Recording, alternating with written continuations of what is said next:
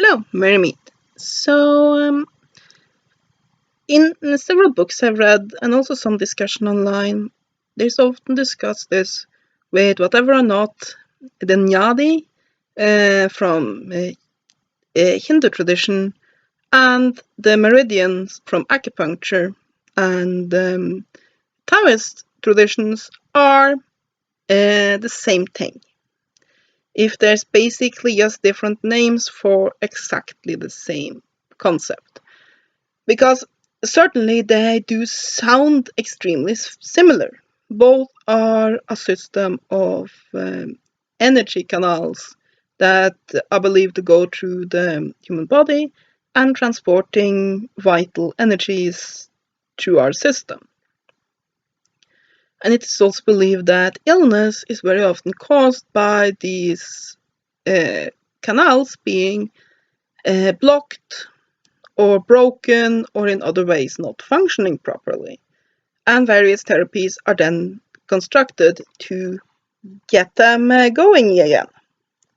So yeah, they do sound very similar, and some of them are even placed in similar areas of the body.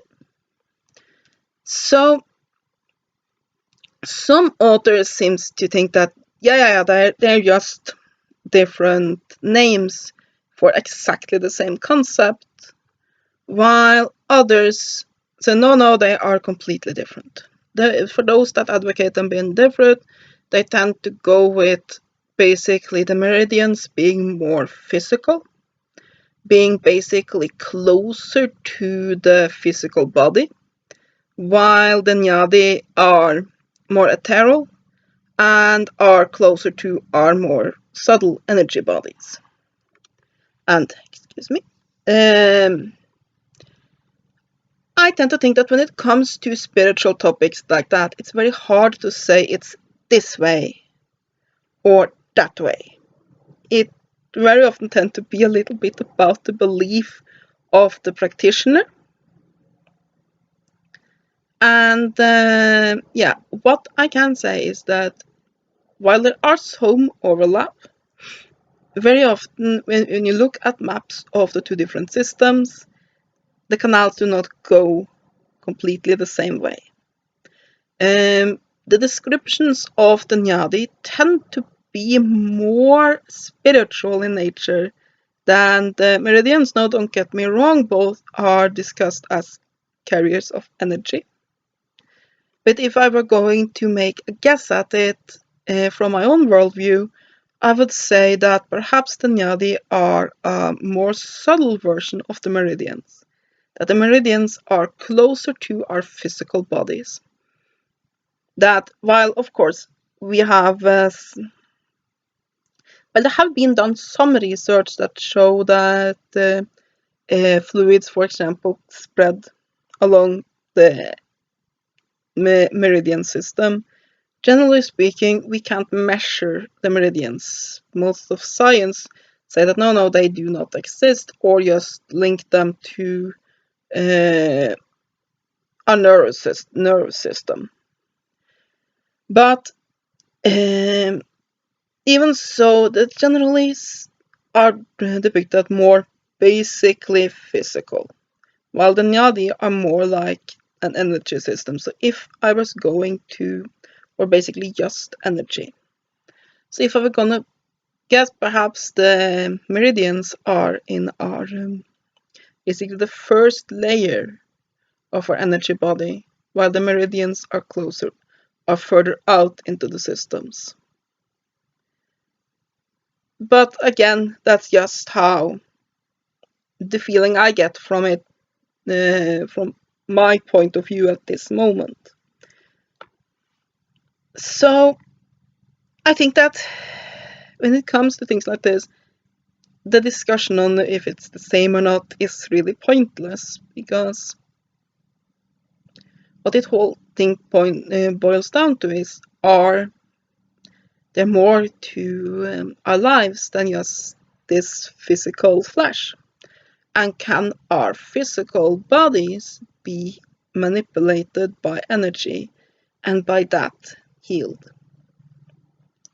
In most energy ideas of energy medicine, the concept is that illnesses are usually caused first on the higher planes of existence. And by higher, I don't mean better. It's more like, if you can imagine, how should I put it? Radio waves that are in different, that goes on different bandwidths, that exist at the same space but on different bandwidths. It's a little bit the same. You have the physical body, which is the densest, and then you move up through the energy bodies until you get to the soul. And the belief is that there are, just like you have in, for example, The Secret, the idea that your thoughts manifest your desires and what you're thinking about and what you expect first on the various eternal planes, and that then gets manifested into the physical. The same way many believe that an illness is some sort of energy imbalance on the higher states of consciousness, on the higher states of our bodies, that then gets manifested into the physical. And energy medicine then has the idea that it can prevent this. And also that since that is the believed cause, when that energy imbalance is healed, it is also believed that eventually the physical ailment will sort itself out. Though yes, usually with some sort of physical treatment as well. But basically, I believe that concept is what is important. The concept of basically, first of all, that we are a holistic system. That it's not like, oh, I have a bad knee, so then only the symptoms from bad knee are treated, not anything else that might be around it, that there might be psychological things that affect it. It might be energy things that affect it. It might be social things that affect it, that are all culminating into that bad knee, and just treating the physical ailment can relieve pain and discomfort in that area, but it will then generally just manifest as another kind of illness unless you start to treat the human body as a human body, mind, and soul as one thing, and that when there at a generally illness is the symptom of an imbalance and not a thing of itself, that just treating the illness usually don't work. That is the main point, and also the main point is that there is an energy system. Exactly if there is meridians, or if there's nadi, or if there's both, I think is a little bit up to what each individual practitioner is comfortable with. So yeah,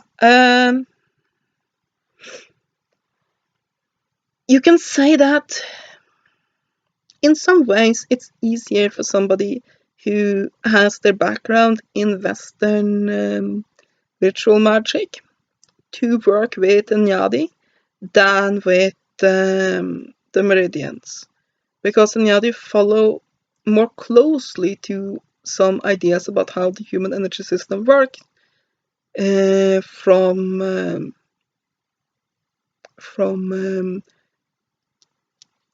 the Western system, and you can even map the tree of life on it. While some of them, there are a lot of them, the three main ones, you can do that, while meridians tend to be a little bit more of its own thing.